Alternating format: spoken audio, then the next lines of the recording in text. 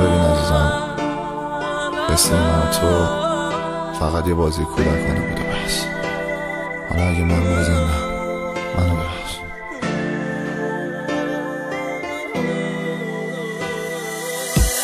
امشب فکر میکنم که دیگه میمیرم واسه این که تو رو من از دست دادم. میخوام بگم پشیمونم از رفتارم، من تو رو عذاب از قصد دادم. این چشمای من میباره هر وقت یادم میاد اون شبا که بودیم هر شب با هم. عهد منو راحت کردی سرقت بازم، خاطراتو ورق بزن امشب با من. گل نازم گل نازی این زندگیم شده بازی، رفتی تا اول به خواب و نامت مونده یادگاری. صدای فریاد ما تو شبای ما میشکونه سکوت شب و هر وقت ناراحتم بودم میبوسیدی روی منو. یادت میاد چه شبایی قدم زدیم با هم، یادت میاد چه شبایی میخندیدیم با هم، یادت میاد چه شبایی که تو غم میکردی تا من با شاخه گلدیام پیشت بگم بمون با من. ولی یادم نبود آدم ها هم یه روز میمیرن و باید امشب به سوی تو بشینم و تصویر چهره ماه تو نگاهم مونده ثابت. بیا با تصویر فیلم و صدام کنن پشت قابل. با هم بودیم یه روزی ولی نفهمیدم تو رو میدادم بازی من میخندیدم، اما وقتی رفتی تازه فهمیدم بی تو نمیتونم باشم من میترسیدم. تو خیالم میبینم کنارت نشستم دارم میگم عزیزم عاشقت هستم، ولی تو به هم میگی غمگین و خستم چون تو خیالت فقط من با تو هستم.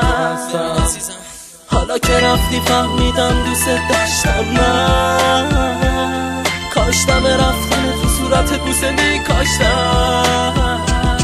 تب دستات رو تنم مونده یادگاری، تو به من قول داده بودی تنهام نمیذاری. توی خواب من همیشه با منی، وقتی بیدارم میشم یه آدم آهنی.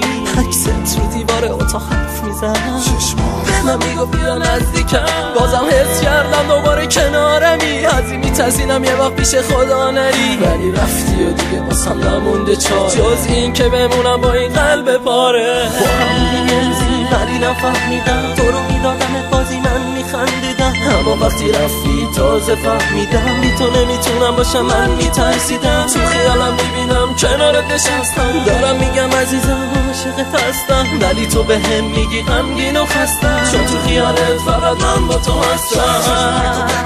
نمیگه هیچ وقت یه آدم مرده ای واسه ما بدون میشخند. تو به من گفتی خاموش شده فانوس عشقم، حالا که اون مرده چرا میگی نابود و تشنم؟ آخه کدوم خدایی گفته که آسوده بشنم؟ ببین فضای خونه چقدر آروم امشب، دارم از آسمون بباره بارون بیشتر، ولی رفیق به من نگو که آلوده نیستم چون چهرت خیلی داغونه بنگر به خودت چون نمیبینی جادوی بهتر. اگه خودت نخوای نمیمیری با روح محکم، بگی آرامش شب و کابوس پر کرد. دو فصل زندگی تو کردی پاییز پردر، مسیر زندگی یه راه تاریک و پرخم. من خواستم عوض بشم تو یه ثانیه بردم، وگرنه تو زندگی بدون قافیه مردم.